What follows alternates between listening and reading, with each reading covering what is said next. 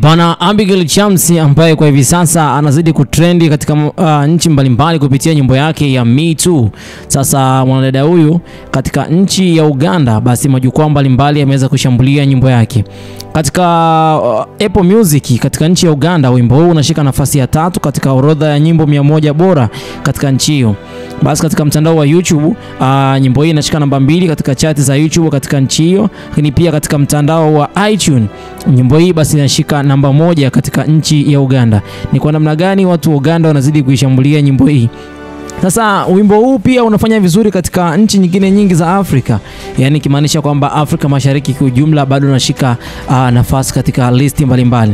Mfano katika nchi ya Tanzania, Kenya, Uganda, kama unavyoona Uganda huko ndo kabisa watu wanazidi kupagawa na nyimbo hii. Huko Rwanda ndo usisemi, lakini kitu ambacho kimepush nyimbo hii pia naweza nikasema pia language na namna ambavyo wawili hao Harmonize pamoja na Abigail Chams walivyoweza kujoin force, yani walivyoweza kukutana wao wawili na kuunganisha nguvu kutoka Sony Music, lakini pia na nguvu kutoka label ya Konde Gang. Ni kwa namna gani unaweza ukapata majibu kwamba Harmonize kwa kipindi hichi hapa anafanikiwa kupitia mwanamke, anafanikiwa kupitia nyimbo moja ambayo amefanya na mwanamke na wala sio ya kwake. Ni namna gani ambavyo kama yeye kama msanii anazidi kunufaika kwa hichi ambacho amekuwa kikifanya kwa muda mrefu sana. Je, unadhani kwamba Harmonize kwa mwaka huu 2025 akitoa albamu yake, nini ambacho kitaenda kubeba albamu hii kama sio ngoma hii ya Me Too? Mpaka kwa hivi sasa watu wengi wanaiongelea Me Too kuliko Finally, nyimbo ambayo imetoka baada ya Me Too. Na Finally inasemekana kwamba ina gharama kubwa sana kuliko Me Too kwa sababu imerekodiwa nje ya nchi ya Tanzania. Ikiwa bado katika nchi mbalimbali zinazidi kufuatilia ngoma hii ya kwake Abigail Chams, inaonyesha kwamba katika Apple Music, YouTube bado nyimbo hii inazidi kukimbizana na watu wengi sana. Naweza nikasema kwamba kati ya mwaka wa kwake Abigail Chams ambao umekuwa na mafanikio, kama progress yake ikawa ni hii, basi kuna mafanikio makubwa sana katika siku za usoni. Yaani ikimaanisha kwamba Abigail Chams wa sasa anaweza akabadilika baada ya miaka 2 au mwaka mmoja unaofuata, sababu ngoma ndo kwanza zimeanza kuchachamaa na moto ndo huu umeanza kuwaka. Sijui itakuwaje na mabua wamezidi kuyaongeza.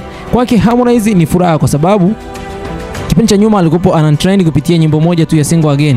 Me Too sasa inazidi kuruka boda na sio mara moja, yametokea katika chati mbalimbali mpaka kwenye BBC charts ngoma ile zaba tena kujitokeza huko, na mpaka kwa hivi sasa imekuwa ni moja kati ya ngoma ambayo kutoka katika nchi ya Tanzania imefanywa na mwanamke na inazidi kufanya vizuri katika chati mbalimbali almost mwezi mzima. Na je, ngoma hii itafika wapi? Ngoma hii inaweza ikafikia watu gani?